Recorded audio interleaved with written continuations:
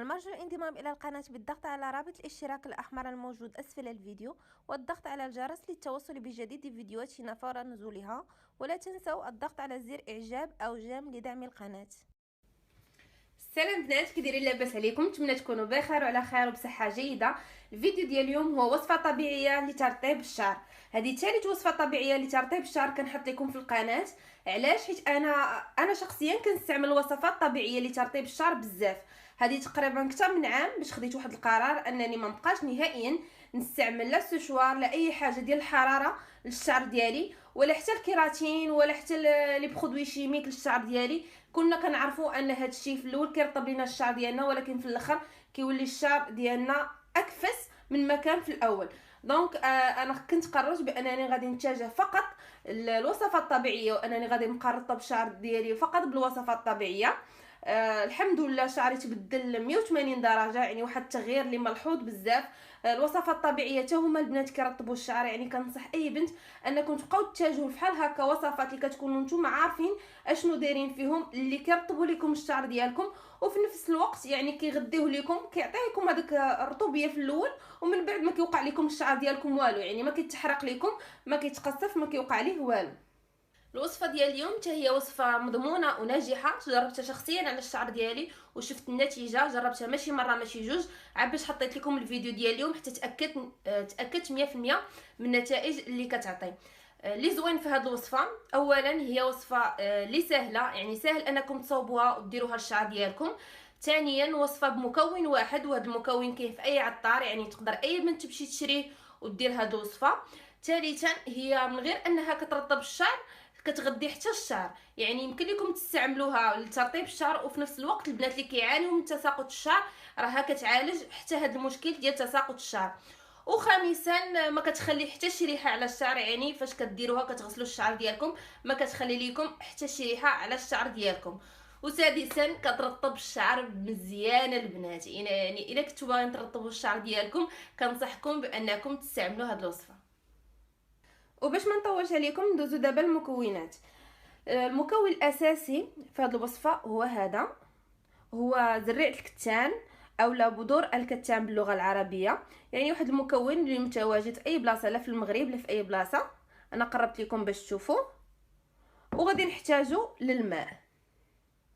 بالنسبه للكميه كل بنت غادي تستعمل الكميه على حسب الطول والكثافه ديال الشعر ديالها. انا غادي نستعمل كاس من بذور الكتان تقريبا 150 غرام. كما شفتوا هنايا عمرت الكاس كامل ببذور الكتان، يعني تقريبا كما قلت لكم 150 غرام. غادي نستعمل معاه 2 كيسان ديال الماء، يعني هذيك الكميه اللي درتو نتوما ديال بذور الكتان كديروا الضعف ديالها ديال الماء. الا استعملتوا كاس كديروا 2 كيسان ديال الماء، الا استعملتوا مثلا جبانيه ديال زريع الكتان كديروا مع 2 جبانيات ديال الماء، يعني دائما كديروا الضعف ديال الكميه.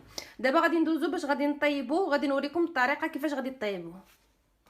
الطريقه ديال التحضير ديال هذه الوصفه، كناخذوا شي كاسرونه وكنحطوها على نار اللي كتكون هاديه، وكنكبوا عليها هذوك 2 كيسان ديال الماء.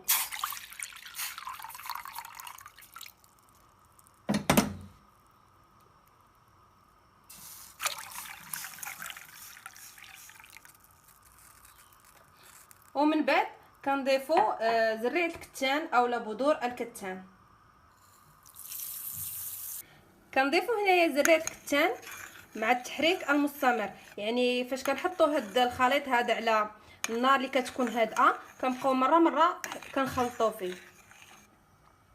المده اللي غيبقى هذا الخليط هذا فوق هاد النار المده من 5 دقائق حتى ل 7 دقائق اولا 8 دقائق، يعني حتى كيبدا يغلى وكتبدا تطلع لينا بحال هاد الرغوه هذه، هاد البيضاء هذه، وكيبدا هذاك الماء اللي ضفنا على بذور الكتان كيبدا يختر وكيولي لينا على الشكل جالي. كما لاحظتوا البنات هنايا الماء بدا كيتقل لينا وطلق هاد الكسكوشه اولا هاد الرغوه هذه البيضاء. انا غادي نزيد غير واحد شويه، مازال يزيد غير يتقال شويه الماء وغادي نطفيو عليه، يعني ما تخليوش عاوتاني واحد المده اللي كبيره اللي حتى كيولي هاد الماء ثقيل بزاف، حيت فاش كيولي ثقيل بزاف غادي يجيكم صعيب شويه في الاستعمال، يعني غير يتقال غير واحد شويه صافي وطفيو عليه. هنايا وصلت لهذيك المرحله اللي بغيت، كما بان لكم هنايا راه الماء تقل بزاف ولا على شكل واحد الجل ابيض كما كتشوفوا. صافي هنا غادي نطفي عليه العافيه وغادي ندوزو للمرحله الثانيه. المرحله الثانيه كناخذوا شي توب اللي كيكون نقي بحال هذا. انا هذا مخصصه غير الوصفات، يعني ما كنديروا حتى شي حاجه اخرى.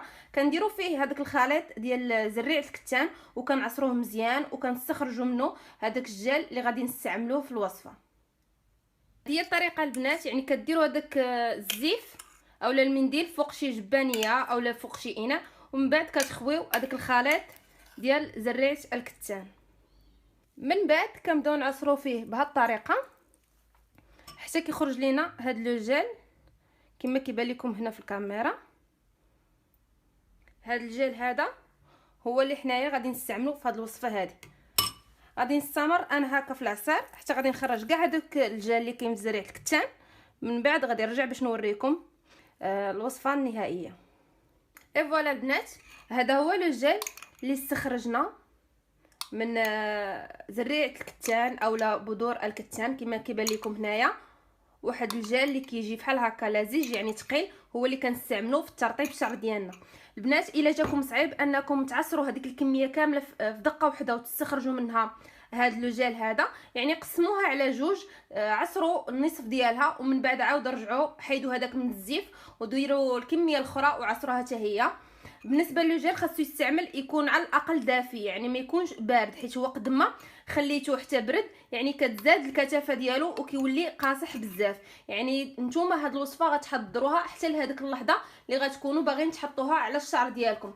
الا تقال لكم البنات هاد لو جل هذا زيدوا عليه غير واحد الكميه ديال الماء اللي كيكون ساخن بزاف وخلطوا صافي وراه غادي يخفف ويرجع لكم بحال هكا. بالنسبه ليا انا شعري قصير، يعني هاد الكميه هذه راها كافيه، يعني كما قلت لكم 150 غرام ديال بذور الكتان.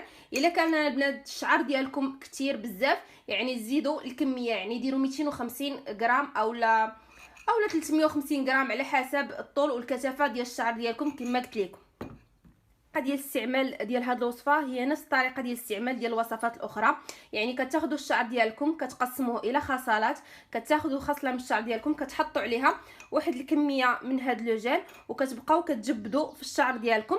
ركزوا مزيان على هذوك البلايص اللي كيكون فيها بحال التدرجات، ركزوا مزيان على الاطراف حيت هي اللي كتكون ناشفه بزاف وكتكون الشعره فيها يعني واقفه. كديروا هاد لو جل هذا على الطول ديال الشعره كامله. من بعد فاش كتكملوا كتخليو هذيك الخصله وكتمشيو لخصله اخرى حتى كتكملوا الشعر ديالكم كامل. من بعد كتجمعوه وكتخليو هاد لو جل هذا في الشعر لمده من 2 الى 3 سوايع. هذه بالنسبه الا كنتو باغيين ترطبوا الشعر ديالكم. الا كنتو باغيين تغديو الشعر ديالكم يعني كديروا هاد الوصفه هذه على الطول ديال الشعر وفي نفس الوقت يعني كتوصلوا هاد الوصفه هذه حتى الفروه ديال الشعر. يعني ضروري هاد الفروه هاد الوصفه هذه ما توصل للفروه ديال الشعر باش كيتغدى منها الشعر مزيان ويتعالج لكم ان شاء الله مشكل ديال تساقط الشعر. من بعد البنات ما كتكملوا 2 او 3 سوايع على حسب نتوما كتغسلوا الشعر ديالكم. فاش كتكونوا كتغسلوا فيه فاش كتقيسوا الشعر ديالكم كتلاحظوا بانه رطاب، يعني تحت الدوش كتلاحظوا ان الشعر ديالكم رطاب، يعني بحال دايرين شي بلسم اولا دي ميلوغ على الشعر ديالكم. من بعد كتغسلوا شعركم عادي بالشامبوان اللي مولفين كتستعملوه، ومن بعد كتلاحظوا النتيجه ان الشعر ديالكم كيولي رطب. واحد النتيجه اللي ملحوظه، يعني كتبان النتيجه على الشعر ديالكم ومن الاستعمال الاول. صراحه وصفه اللي زوينه بزاف البنات، كنصح اي بنت باغا ترطب الشعر ديالها انها تستعمل هذه الوصفه. هذه الوصفه هذه صالحه للشعر المجعد والشعر الخشن، للشعر الجاف، يعني كاع المشاكل هادو ديال هذا الشعر الا درتو هذه الوصفه هذه راه غادي تفيدكم بزاف. نتمنى البنات يكون عجبكم الفيديو ونكون ما طولش عليكم. الا عجبكم الفيديو ما تنساوش ديروا لايك، والبنات اللي اول مره كيتفرجوا في القناه ديالي ضغطوا على زر صابوني اللي كاين تحت الفيديو، هكا غادي تشتركوا في القناه وغادي توصلوا بالفيديوهات جديده. نتلاقاو ان شاء الله في فيديو جديد. تهلاو في راسكم والسلام عليكم.